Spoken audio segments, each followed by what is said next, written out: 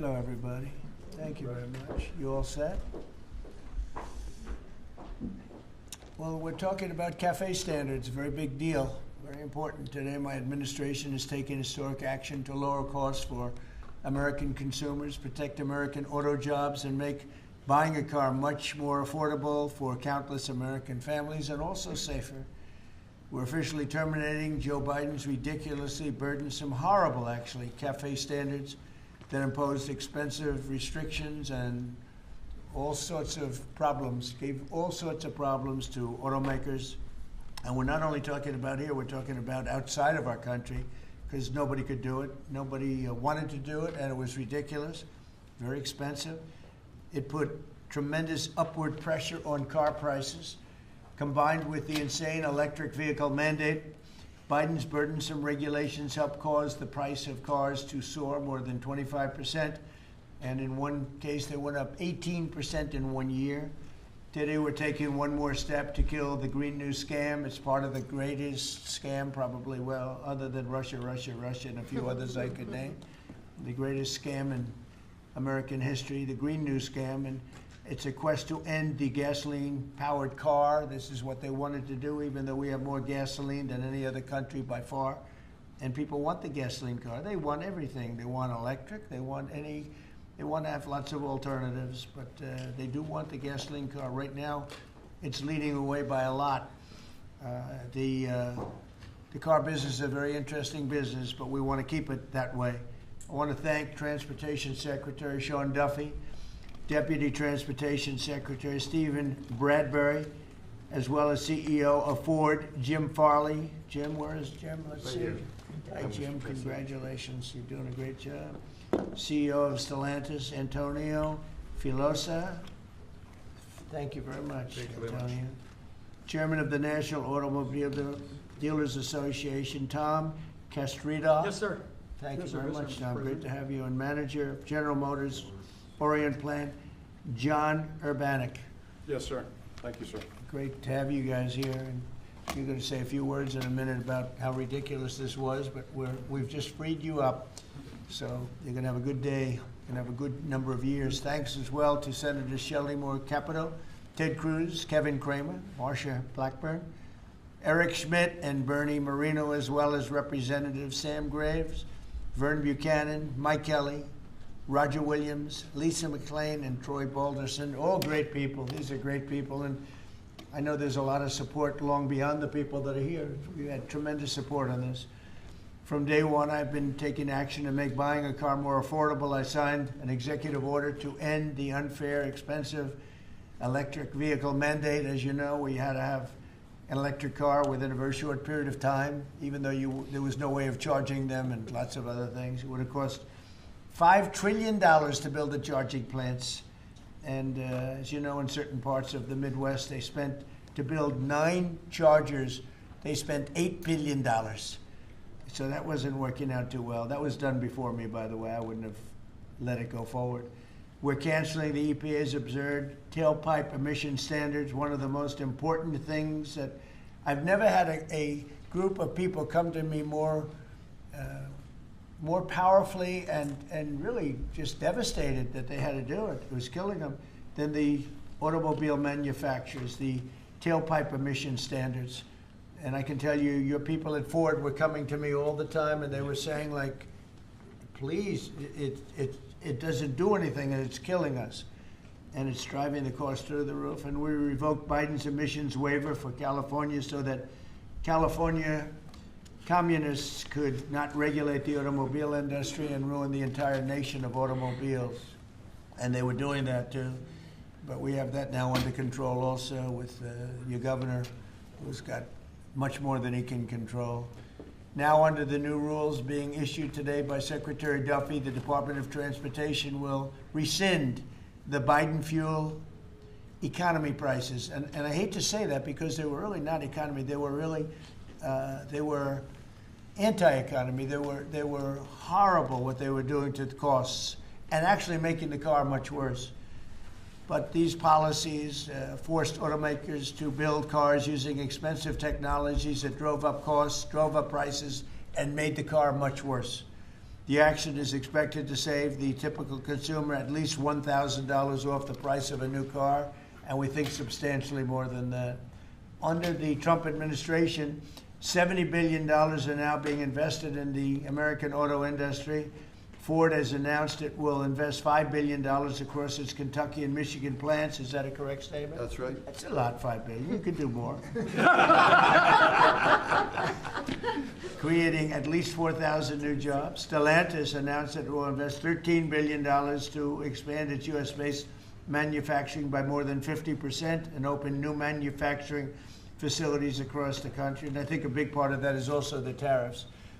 Because of tariffs, they're coming in. Not only the automobile industry, AI, we're leading China in AI, we're leading everybody in AI, we're leading everybody in everything. We have the hottest country right now. I will tell you, a lot of political people behind me, great political people, very successful political people. We have the hottest country anywhere in the world. 1 year ago, we had a dead country, and now we have the hottest country anywhere in the world. And it started from November 5th, but it also started when we did the tariffs, and we've had tremendous support on the tariffs. It's bringing in trillions of dollars of wealth. It's bringing in national security. And I've stopped 8 wars, and of the 8 wars, 5 of them have been because of tariffs and trade. So they're very important. And General Motors plans to invest $4 billion as it brings its manufacturing back to the United States from Mexico.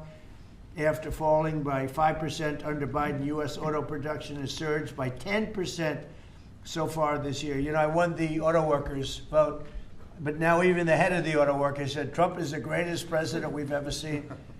And he happens to be right about that. But we're protecting our auto workers, and we're making it easier for every family to afford high-quality cars. In other words, we're bringing automobiles back and the manufacturing of automobiles back into this country. We lost 52% over the years, 52% of our automobile manufacturing. You see it, closed factories all over the place. Now they're all opening up.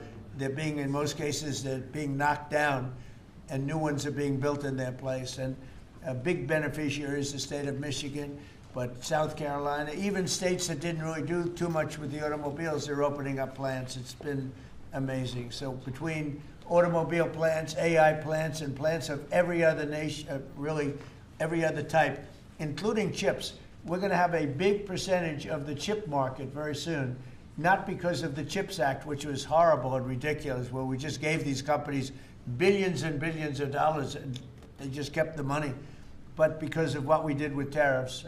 They have to build here, otherwise they're going to have to pay tariffs. They won't be able to do business in the United States. And we're going to have a big percentage of the chip industry. As of about a year ago, 2 years ago, we had none. And now we're going to have a very big percentage when it all finishes out. So I'd like to ask Secretary Duffy to speak, and then Mr. Farley, and then Filosa, and Urbanik, and Castrita. And also we're going to ask some of our political leaders to speak, because let me tell you, they went out of their way. This was not easy. And people were brainwashed. This is a green new scam. And people were paying too much for a car that didn't work as well. And now they're going to have a great car that's going to be environmentally friendly, but it's going to cost you a lot less, and it's going to work great. All of the nonsense is being taken out of the cars. So, Secretary Duffy, could you say a few words? Thank you, Mr. President. So yesterday at the cabinet meeting, the president was talking about affordability, and the way that Democrats talk about affordability is a lie. Today is a perfect example of that. So these CAFE standards used what was contrary to the law. The Congress set a rule that says you have to look at combustion engines. Biden and Buttigieg actually did an analysis using... Buttigieg, I'm sorry. Buttigieg used EVs and hybrids to come up with a 62 mile an hour per gallon standard, which I think the car companies will tell you is completely unattainable. So they spent a lot of money on technology trying to meet the unattainable standard, driving up the cost of a car, number one. And then number two, if they couldn't meet the unattainable standard, they had to trade for carbon, costing billions of dollars, and again, driving up the price of the cars. So, Mr. President, what Democrats were doing were not making cars more affordable, they're making them less affordable. The consequence of that is going to be that more Americans can afford to buy a new car, which means they're going to be safer on the roads because of all the great new technology we have that save lives. So we'll have less death on American roads. These rules are going to allow the automakers to make vehicles that Americans want to purchase, not vehicles that Joe Biden and Buttigieg wants them to build, which is important. But also, this is important for American jobs. The more cars we sell, the more jobs we have in this country. And so this is jobs, this is freedom, and this is common sense, Mr. President. So thank you for your leadership. And I appreciate what the Senate did with the big, beautiful bill and what we've done here today. So thank you, Thank you Mr. very President. much. A big, beautiful bill is it's something. It's amazing. Wait till the people see the benefits and the lower taxes that they're going to have, lower regulations. So, how about Ford? Mr. President and Secretary, all the important lawmakers here, competitors, today is a victory of common sense and affordability. We're very proud of Ford to be the #1 auto producer in our country. 80% of the vehicles we sell here we make in our country. Oh, great. And we never left, unlike many of our competitors. We're the #1 exporter, and we have the most auto factory workers. And this CAFE standard that is aligned with customer demand is the right move for a lot of reasons. We were #2 last year in EV sales, we were #3 in hybrid, and we're the leading brand for combustion. We believe that people should be able to make a choice, as you said, Mr. President, and we will invest more in affordable vehicles. This allows us to invest in affordable vehicles made in the U.S., which we will take the lead on, and will allow us to make vehicles more affordable. So thank you for making this step for all of you. Thank you very much. One of the other things we're doing, it's separate from this meeting, but I think everybody here would agree with it. If you go to Japan, where I just left, and if you go to South Korea and Malaysia and other countries, they have a very small car, sort of like the Beetle used to be with the Volkswagen. They're very small, they're really cute, and I said, how would that do in this country? And everyone seems to think good, but you're not allowed to build them.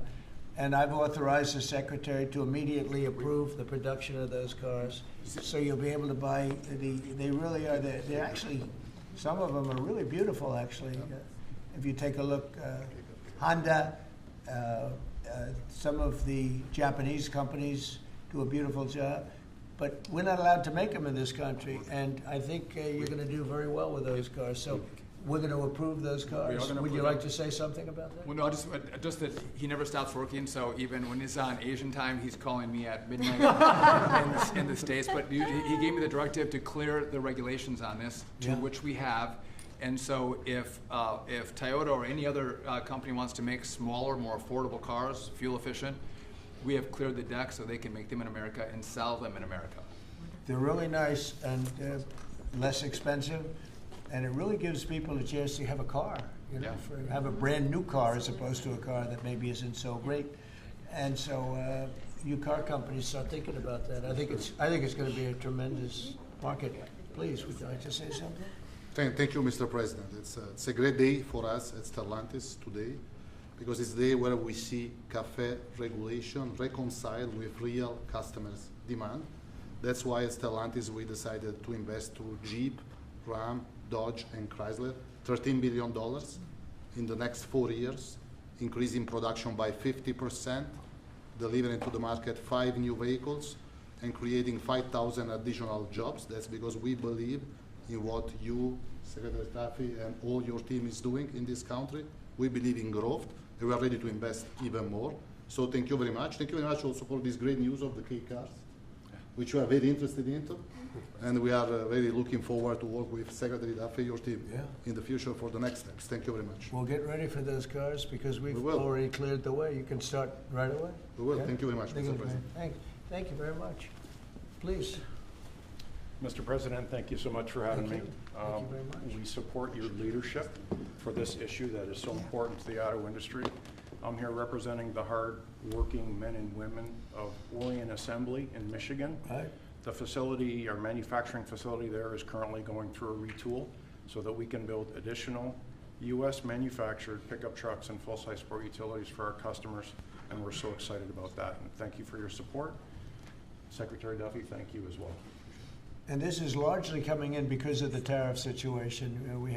We're taking in trillions of dollars, actually, trillions, and we have so many other advantages, but these great companies are coming back to the United States. They left the United States. If somebody was sitting behind this desk that knew what they were doing, that wouldn't have happened. They would have said, well, you can sell your car here, but we're going to put 100% tariff, and you would have never had the auto industry leave. We lost more than 50% of our auto industry, and now it's all coming back, and I think it's coming back.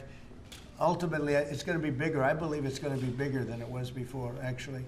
But it's an honor to have you here, and please, would you like to say Mr. something? President, Thank you very much. Tom Castriota, sir. I'm the chairman of National Automobile Dealers, and represent 18,000 dealers in the country, along with 3,000 heavy-duty truck dealers. And what the actions that you've done as the president and your administration is definitely going to save our customers money. And you made your promises that let the consumer buy what they want, sir, and you delivered on that. And the other thing that you delivered was your promise in the big, beautiful bill, the tax deduction on loans that had gone away some years back. Right. And now that makes it affordable for our buyers that can save money through that loan of the tax, anywhere from several hundred to several thousand. So again, sir, on behalf of all the dealers and our customers, we appreciate what you and your administration have done, and of course our legislative support as well, Mr. President. Thank you. That's very nice, and I'm glad you brought that up. We're allowing people to deduct. So if you go out and buy a car, and this is for middle income, but for lower income, no matter what, they never really had deductions. You know, rich people like deductions, but middle income people were never really afforded deductions, which is very unfair. You borrow money to buy a car, you're allowed to deduct the interest from your income tax. And I think that's going to be one of the most, in terms of your industry, I think it's going to be the biggest thing that we're talking about, maybe even bigger than CAFE standards. People are going to be able to borrow money, deduct it, so it's going to cost them essentially half. And It'll help, yes, sir. I think it's going to be a tremendous factory. They've never had a chance to do that before. And that's all done. That's all in the great, big, beautiful bill. So it's really terrific. I'd like to ask a couple of our political leaders to say, because you guys have done an amazing job. This was something that was going to be very tough. We had to fight lunatics to get it done, and they had no answers. You know, you just present them with the facts, and they just say, well, we're just not going to vote for it. They couldn't talk about it, but they didn't want to vote. I see Mike Kelly, my friend back there, has been with me from day one, right? Yep. What do you have to say, Mike? Well, you know what? I think you hit the key. Everybody's talking about the same thing. You In America, look at the way they like each other. You can see, there's no hatred between these two guys. no, as long as I beat his price, we're friends. No, but you hit it nail on the head. The American people have always been able to choose what they want to buy. Right. They don't want to be taken out of a market by people who, quite frankly, don't even drive their own car, and saying this is the way you've got to go going into the future, and say, well, you may say that, but you're not in the market. You have no idea. And I know the business we're in. At the end of the day, if you were there with me, I'd say, Mr. President, other than price, what's keeping you from taking the car home today? It's always price.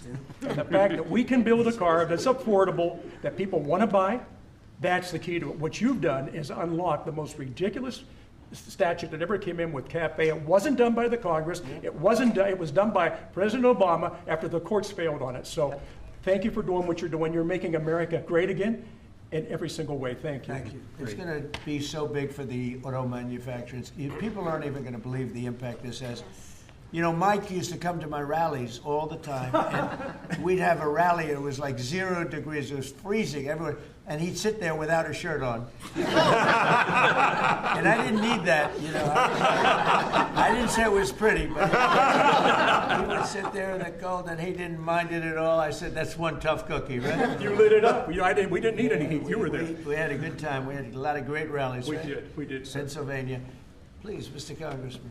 Thank you, Mr. President. I represent the dealer, but I'm a dealer, and we got some other dealers in here. But this is huge for the dealer body, the local car dealer. We're going to be able to sell what the customer wants. The manufacturer's going to make what the customer wants. We've got all kinds of options to the big bill. It's going to enable people, as we talked about, to deduct payments and so forth. As we say in the business, they've never been cheaper than they are today, Mr. President. And it's going to be a great opportunity for the dealer body to sell what consumers want. And 99% of the businesses in America are small businesses. Many are car dealers, employ a lot of people. It's going to be a great year for us. We appreciate your leadership, and we appreciate, from a retail standpoint, we appreciate the manufacturers going to step up and build cars that customers want and that we want to sell. So thank you very much. It makes it a great country. He's also a very brave congressman because he was there on the baseball field that horrible day with Steve Scalise and some other people. He was hit, but he took it very well. He took it very well. You're my pal. Thank you. Thanks. Great job. Appreciate you. Great job. Appreciate it. Kevin, could you say a few words of wisdom? One of the really smart economic forecasters, I will tell you, beyond an economist. He's a real forecaster. Please. Sir, I think that there's a massive macroeconomic benefit to what we're doing today. And the way to think about it is that the car that has the best gas mileage that you could buy that has only gasoline is a Honda that gets about 36 miles per gallon. Joe Biden wanted to make every car on average be above 50. So there's no car made in the U.S. that you would be able to sell 2 years from now, 3 years from now under that rule.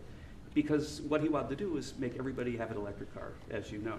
But here's the thing, that if everybody had an electric car, then nobody would be buying gasoline anymore, and they'd have to take all the miles that they travel and put it on the grid. And so we would have to increase the production of electricity in the U.S. by 25% over the next couple of years if they had their way. And so you've really stopped a massive disruption for the economy with this. So thank you, sir. And that wasn't the main reason, and yet it certainly is a main reason. You wouldn't have been able to do it even if you wanted it. It's just so crazy. That was the mandate, which we ended. Troy, would you like to say something? Great honor, thank you. My family is a former dealer, 48 years, Chrysler Dodge dealer.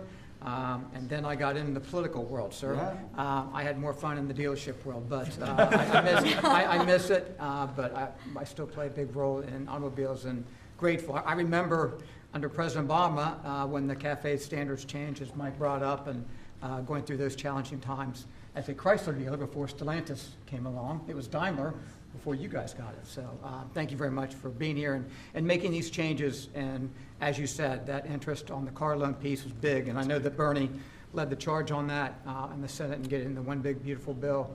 That really is a big deal, and people need to understand how big a deal that is. They did a great job. And by the way, we had a great victory last night. All to all. Yes. Matt Epps is going to be great. Kind of like our race, huh? He's going to be a great congressman. I think so. Really, like us, right? Yeah, he's like us. One of my early endorsements, right? Yes, sir. Can we talk about it? Yeah, right here is the man. Come in. Let me say hello to you. Please, go ahead. Thank you, Mr. President, Thank you. for your leadership. But the thing I've admired most, you've been in business, you've been in the battles over the years, and you're helping us lead us out. Most people that are up here have no idea about business or small business. That's It makes true. a big difference. One is. Number two is, I would just say in terms of the tax stuff we're talking about, one of the things that get missed, and I'm in Florida, Sarasota region, is the ability to deduct. Most people have a small business, they'll have a lawn business, they'll have this, that, they buy a new or used truck. They can take that deduction, let's say they're in a 20% tax bracket, but the vehicle's 60 grand, they can take 20% of the 60 grand, get a $12,000 write-off. They can pay their payments for the first year. That's a powerful tool we don't talk about, I don't know why, but at the end of the day, because of what you've put in place, full expensing, Right. that's the tool that Big. would use. And you could just think about all the people in Florida, just general places, they're buying old vans or new vans, they're buying trucks, mainly trucks, and they're getting a deduction. They don't even have a payment for a year. That's right. So it's one of the best things for One Florida. of the and everybody biggest things else. in the bill. Yeah, expensing is a powerful tool. They can write the whole asset off the first year, take that deduction, put $12,000 in their pocket on a $20,000. Well, let me mention one other thing. They got into the e-vehicles, electric cars. And I'm talking to dealers that come in and talk to me, and basically they couldn't sell one, they couldn't give one away, and when these companies or they got in because of whatever political pressure under Biden administration, and they end up realizing that they got no market. A guy says the car's been sitting there a year, I can't get rid of it. So they don't understand the market. The people who produce the vehicles, and that's made a big difference in your leadership. But thanks for what you're doing here today. It's big, it's huge, it'll make a big difference. $12,000 on a $60,000 vehicle, up front, day one. Thank you. Thank you very much. Great job. Yeah. You know, we're just talking about something that's interesting. Ford would make, and I don't want to speak for Ford because we have one of the top people right here. Mr. President, it's fine if you want to talk about Ford. But Ford would make numerous electric cars in order to sell Yes. one Ford 150. Because they'd make all their money with the 150. Yes. And they were willing to lose money on building 2 or 3 electric cars that they couldn't sell in order to make some money on the 150. Because the 150 is a monster. I'll tell you what, that no matter where you go, they love that Ford 150. Yes. But isn't it a ridiculous model when you have to build 2 or 3 cars that you know you're not going to be selling or not be selling for much in order to really do something that you should have the right to do, which is Yes. make a car that you want to make Yes. and that the market wants, right? So congratulations on the 150. Thank you. What do you Best-selling like? vehicle in the United States. Thank you, Mr. President. Just saying. Now it's 100% built in the United States. now it's only going to do no, but it really is. It's amazing. It's an amazing brand. There was a lot of stupid things done here. What would you like to say? Yeah, I thank you, Mr. President, and Secretary Duffy, and all of us. You know, one of the last times I was here is when you signed the electric vehicle CRA, Congressional Review Act, that all of us participated in.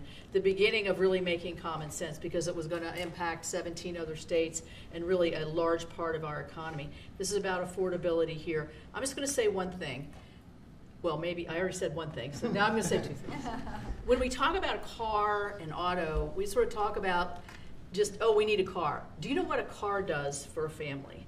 You can take your children to school, you can go to the store, you can visit your mother, you can go to church, you can have a job, you have the flexibility that you need. A car for an American family is about a roadway to prosperity. Big deal. It's a big deal. And so by making them more affordable, making them more choice-driven by what families want and need, today is a great day for the American family. Absolutely. Thank you. Absolutely, and the Absolutely. American worker. Say. Well, thank you, Mr. President and Secretary Duffy, and to my colleagues that are here. In Tennessee, we make great automobiles, and we have a fantastic workforce. And whether you're GM or Ford with their new investment in Tennessee, or Nissan or VW or Toyota with the engine plant, what you see is the components that are necessary to build these cars. And removing these standards and making cars more affordable does mean that more people will purchase them, but it also means we're going to have to make more cars to meet that demand, and for Tennessee, that is a great thing. So, you know, I'm just sitting here and I'm thinking, like, we have the biggest auto manufacturers in the world. They're talking about investing billions and they're investing it as we speak, but billions and billions of dollars in our country. Thank you very much. And they're here. They're not like, well, maybe we'll do it.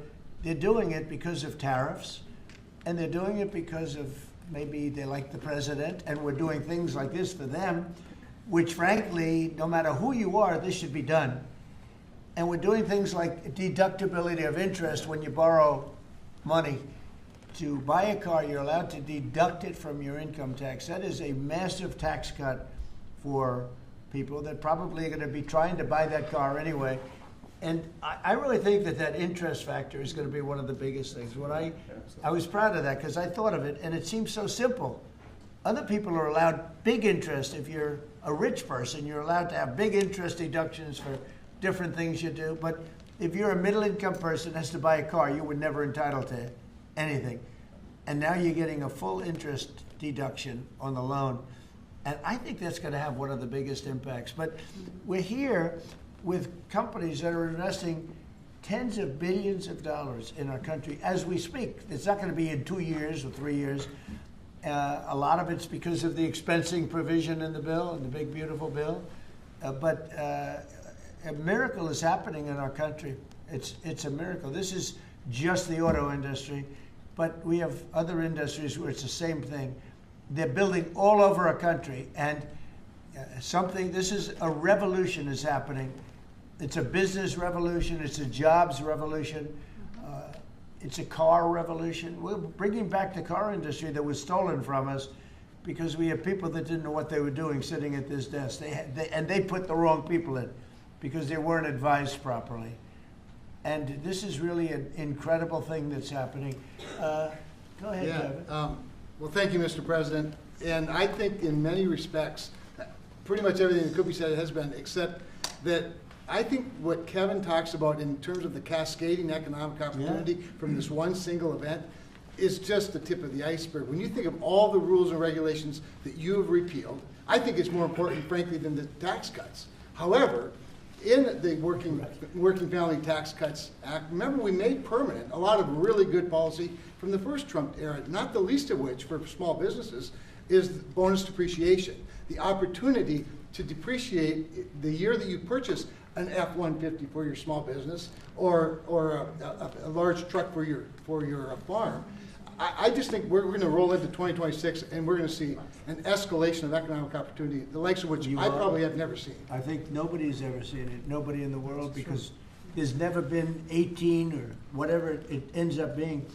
In 10 months, we have $18 trillion being invested. We never had $1 trillion being invested. And Biden had much less than that. Think of it. He had less than $1 trillion over 4 years. We have $18 trillion in 10 months, and it's actually as of 9 months. So there's never been anything. Eric? Yeah, Mr. President, thank you. And on behalf of the people of the great state of Missouri, who we actually make things from F-15s to F-47s now, thanks to you. We'll be building the F-47 and then F-150s. And those are real jobs, and we make things in Missouri. This is going to go a long way, I think, for making things more affordable for normal people. Nothing could be more American than driving a car on a highway, and this is going to make that more accessible for more people. So thanks for your leadership. Your state's doing a great job. Yeah, well, they love you too. It's a great place. Thank you. Please. Thank you, Mr. President. I'm going to talk to you just a minute from a rural perspective, Okay. because these CAFE standards were absolutely unworkable in rural Missouri. We need vehicles that are practical and affordable and can haul for our small businesses, for agriculture, and it just simply didn't work. Those CAFE standards didn't work. So I applaud you and Secretary Duffy for your hard work and what you're doing on behalf of rural America. Well, it was keeping a lot of manufacturers out of our country, too. They said, we're not going to, are you crazy?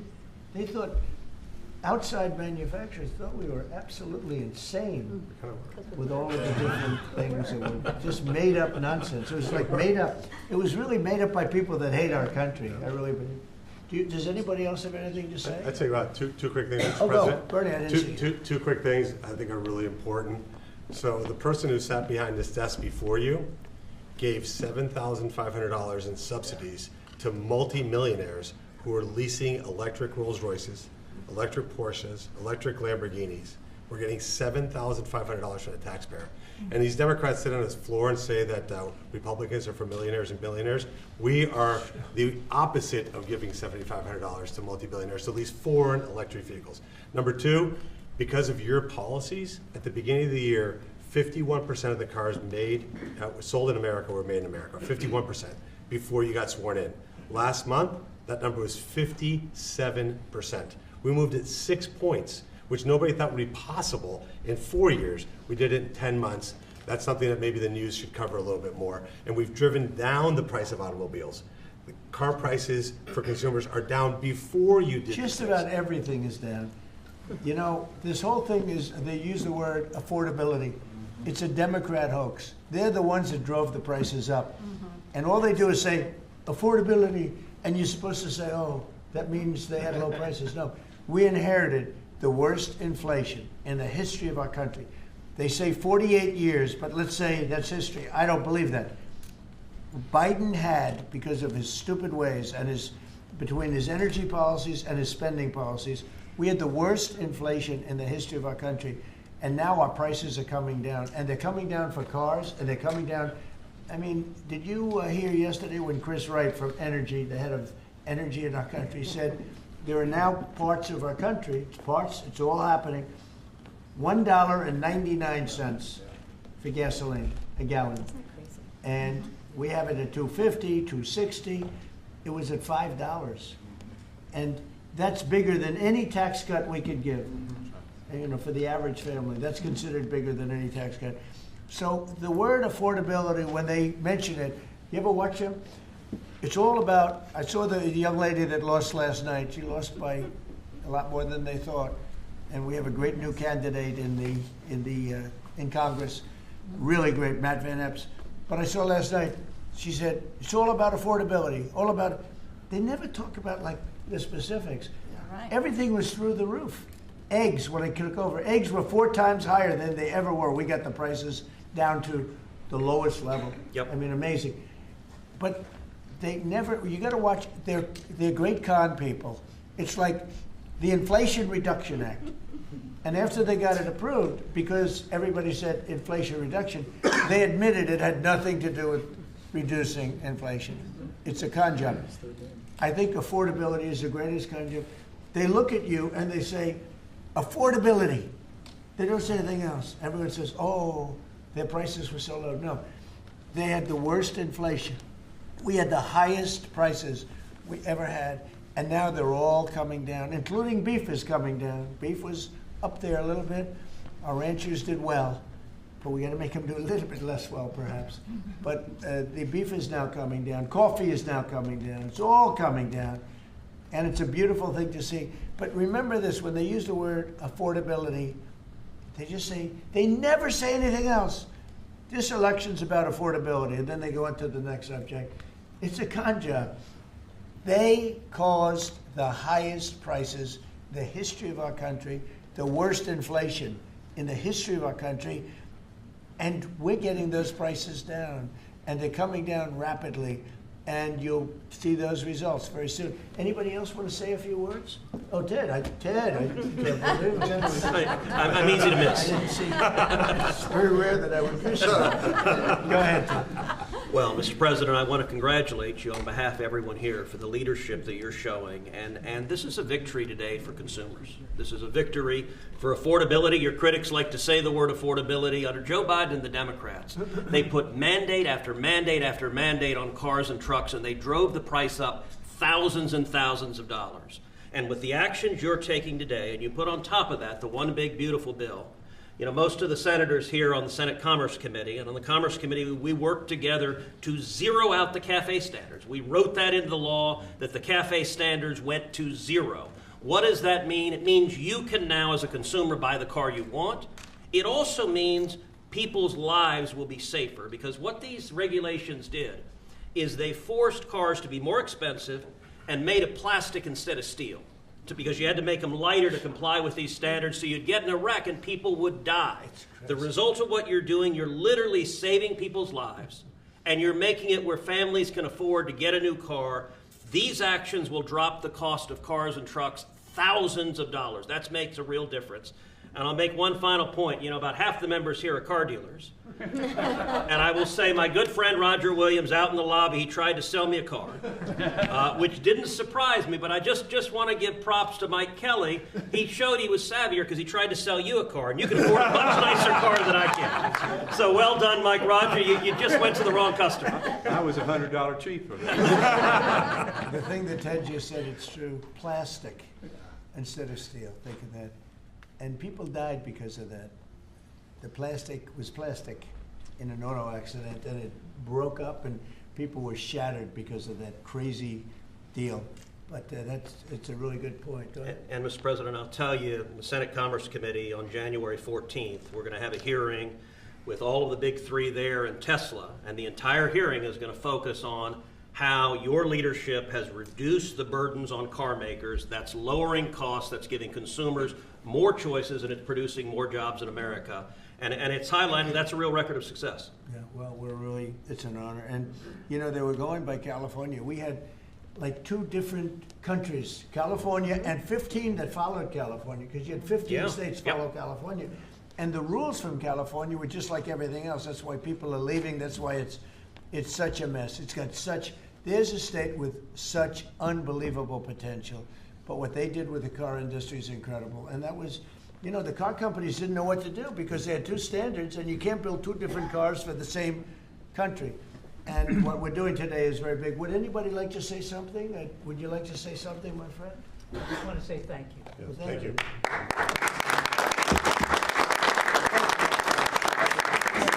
Brian, Mr. President, thank Brian. you. And we love you, Brian. Oh, I love you too, Mr. Okay. President. He's a good man. Well, Go I ahead. appreciate that. I've always said you've tackled the three M's: mortgage, munchkins, and marriage. You've solidified all of those. I'll add motor vehicles to that now.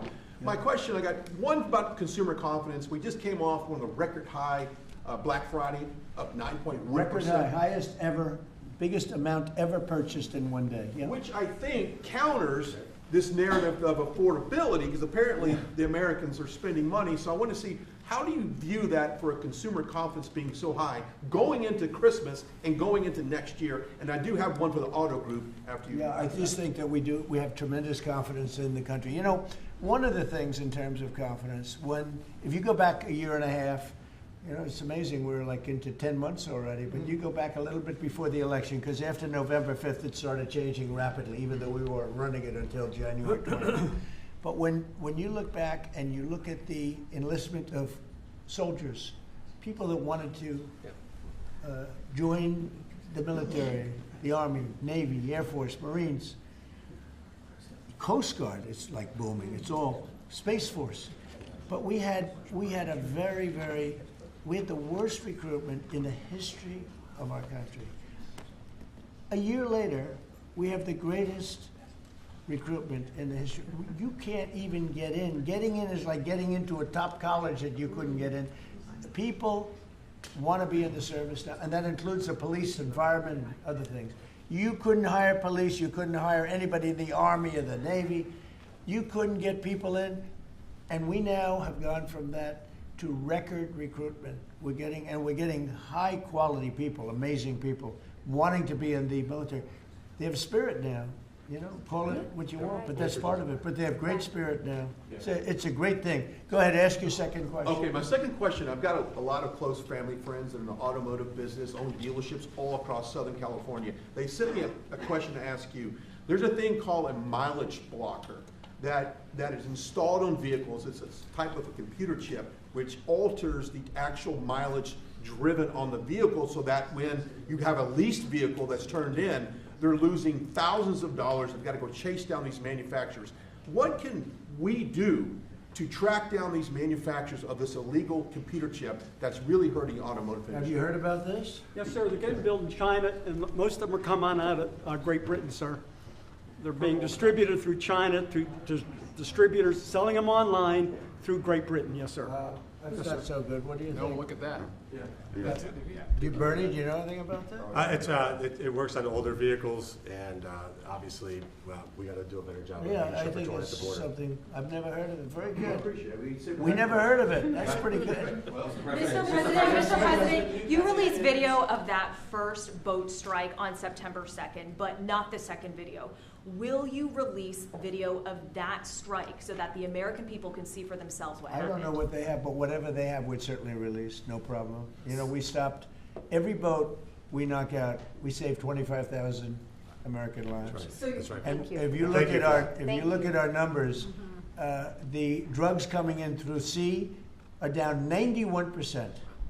I'm surprised there's 9%. You want to? I don't know who's doing the 9%, but it's down 91, and we're going to start very soon on land, and I'm sure you're thrilled to hear that. So on Ukraine, Steve Witkoff and Jared Kushner were there last night with Vladimir Putin.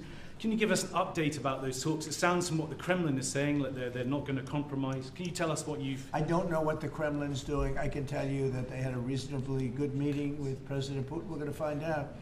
It's a war that should have never been started. It's a war, if I were president, we had a rigged election. If I were president, that war would have never happened. It's a terrible thing. But I thought they had a very good meeting yesterday with President Putin. We'll see what happens. It's, you know, when I was in this office and I talked about no cards, I said, you have no cards. That was the time to settle. I thought that would have been a much better time to settle. But they, in their wisdom, decided not to do that. They have a lot of things against them right now. But you have President Putin had a very good meeting yesterday with Jared Kushner and with Steve Witkoff. What comes out of that meeting, I can't tell you, because it does take two to tango. You know, Ukraine, I think we have something pretty well worked out with them. They're very satisfied, considering. But the sad part is, if I were president, no war would have ever happened. They would have had 100% of their territory. Nothing would have happened. It's a very sad situation. So think of this. Last month, 27,000 soldiers. 27. That's like You take a stadium, Yeah. a football stadium, not an arena, and you cut it in half. 27,000 people died, mostly young soldiers, died last month, in 1 month. And that's the only reason I'm involved. You know, we're not spending any money in the war. We're selling to NATO. We're not being ripped off like we were under Biden. Biden was handing everybody everything we had, giving them all the missiles, everything they wanted, free, no charge. He had no idea what he was doing. They're paying top dollar, full price for everything. Goes to NATO, and then NATO distributes it. NATO pays us. So it's not money. We would all, I think I can speak for everyone behind here. The politicians I know and the auto manufacturers are good people. They don't want to see 27,000 people die for no reason whatsoever. And that's the only reason I'm trying to help. Yeah, please. Mr. President, switching to Venezuela for a second. Have you checked back with President Maduro? I mean, is your pressure campaign working? And do you think how's he responding? You tell me, is it working? It's not pressure campaign. It's much beyond that, I think. But I spoke to him briefly, just told him a couple of things. We'll see what happens with that. Venezuela sends us drugs, but Venezuela sends us people that they shouldn't be sending. They emptied their prisons into our country. They sent us killers, murderers. They sent us drug dealers at the highest level. They sent us gang members. They sent us people from their mental institutions. They emptied their mental institutions into our country. And so did other countries, because we had stupid people running this country, really stupid people. And I think probably you had some stupid ones, and you had some smart ones, but there were bad people too. Because not all of them were stupid. You can't cheat on elections like they did and be stupid. Okay? Did you talk to him a second time or just that one time? What's that? To Maduro. Did you speak to him again? No, I didn't. Mr. President, if you do find... When you spoke with Mr. Witkoff and with Mr. Kushner... Last night, did they give you the sense that President Putin still wants to end the war, wants to make peace? He would like to end the war. That was their impression. Now, whether or not, you believe that was their impression. You know, their impression was that he would like to see the war ended. I think he'd like to get back to dealing a more normal life. I think he'd like to be trading with the United States of America, frankly, instead of, losing thousands of soldiers a week. But their impression was very strongly that he'd like to make a deal. We'll see what happens. Mr. President, in the boat strikes, if it is found that survivors were actually killed while clinging on to that boat, should Secretary Hegseth, Admiral Bradley, or others be punished?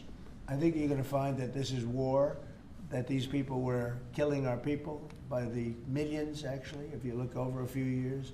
I think last year we lost close to 300,000 people were killed.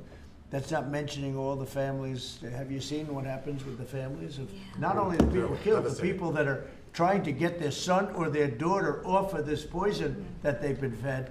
I think you're going to find that there's a very receptive ear to doing exactly what they're doing, taking out those boats. And very soon we're going to start doing it on land too, because we know every route, we know every house, we know where they manufacture this crap, we know where they put it all together.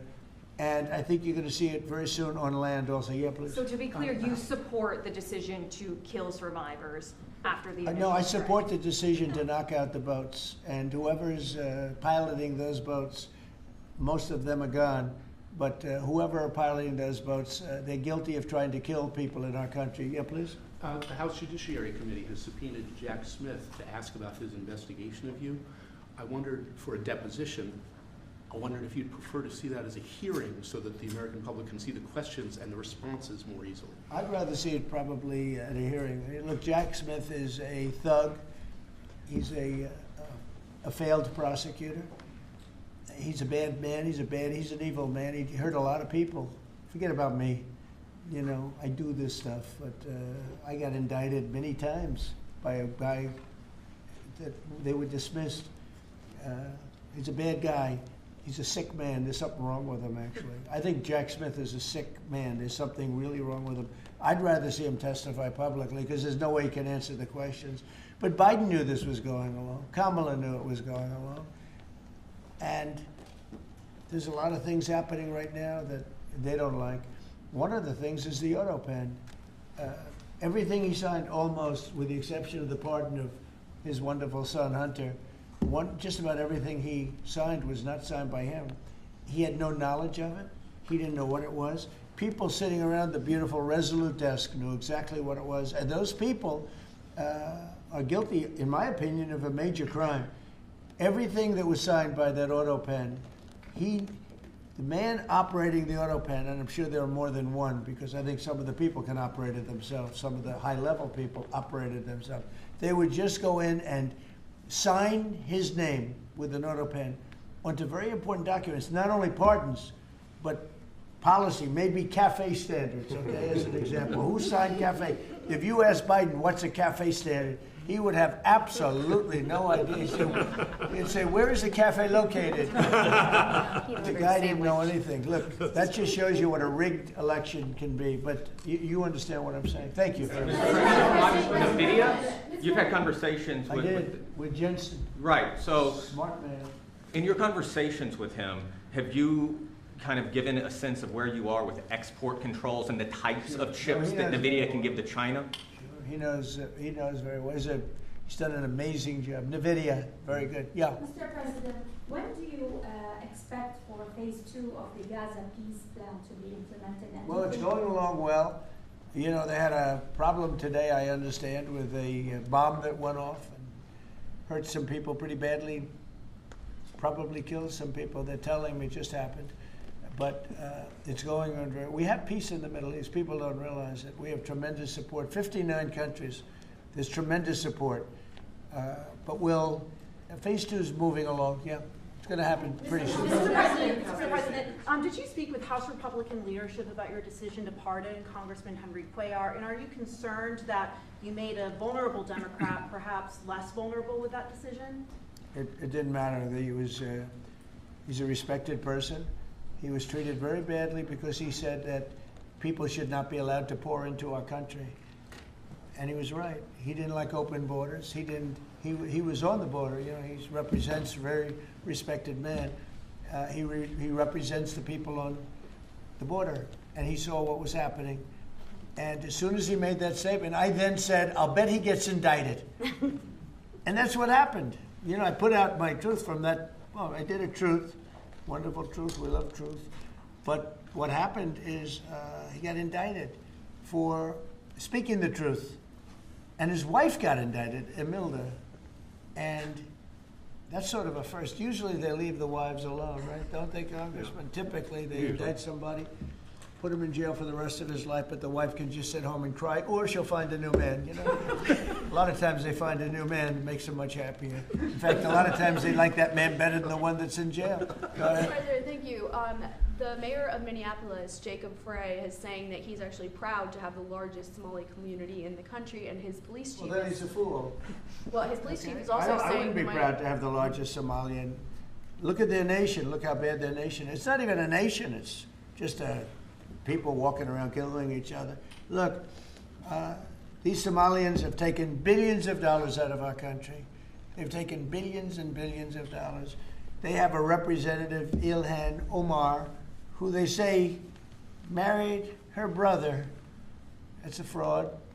She tries to deny it now, but you can't really deny it because, you know, it just happened. She shouldn't be allowed to be a congresswoman, and I'm sure people are looking at that. And she should be thrown the hell out of our country. And most of those people, they have destroyed Minnesota, okay? Minnesota, you have an incompetent governor. You have a crooked governor. He's crooked as hell, but he's incompetent. Waltz he should be ashamed. That beautiful land, that beautiful state, it's a hellhole right now. And the Somalians should be out of here. They've destroyed our country. And all they do is complain, complain, complain. You have her. She's always talking about the Constitution provides me with, go back to your own country and figure out your Constitution. All she does is complain about this country. Without this country, she would not be in very good shape. She probably wouldn't be alive right now. So Somalia is considered by many to be the worst country on earth. I don't know. I haven't been there. I won't be there anytime soon, I hope. But what the Somalian people have done to Minnesota is is not even believable. It's not even believable. And a lot of it starts with the governor. A lot of it starts with Barack Hussein Obama, because that's when people started coming in. And you have to have people come in that are going to love our country, cherish our country. They want to kiss our country goodnight. They talk about our country. We want them to pray for our country. And this is not the people living in Minnesota. And she's a disaster. She should not be, and her friends shouldn't be allowed. Frankly, they shouldn't even be allowed to be congresspeople, okay? They shouldn't even be allowed to be congresspeople because they don't represent the interests of our country. Anybody else? Mr. President, you answer all the immigrants. The automakers spent billions on meeting the Biden EV rules. Should they be able to recoup that somehow, given the change? And there's a question about the violation. No. I'm not letting them recoup. They're going to do just fine. You know how they recoup? From this point forward, they'll do very well. Can you also talk about the USMCA and what you're thinking about renegotiating that with the automakers? Well, we're you know, that's just an ongoing thing. It expires in about a year, and we'll either let it expire or we'll maybe work out another deal with Mexico and Canada. But look, Mexico and Canada have taken advantage of the United States, like just about every other country, in all fairness. It's not them, I'm not blaming them.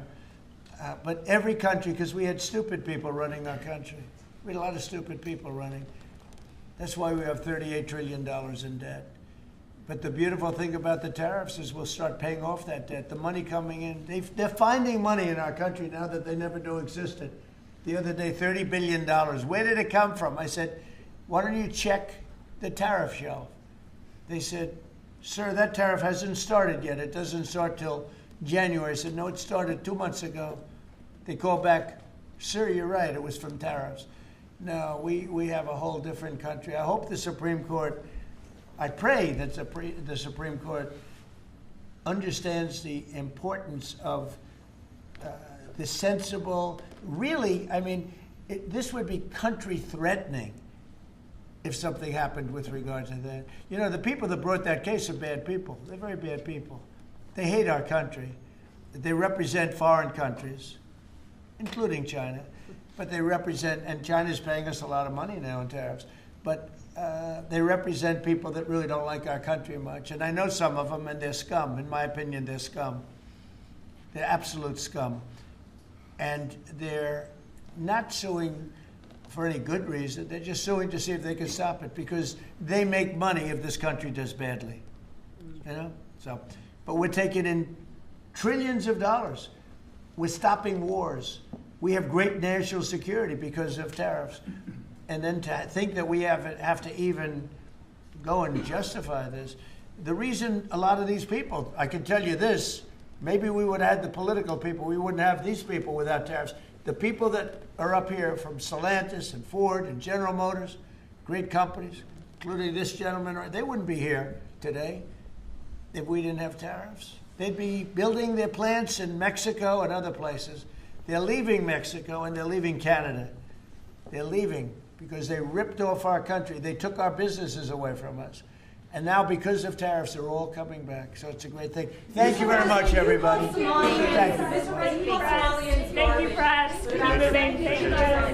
Thank you, cameras. We're done. Thank you, guys. Thank you, guys. Thank you.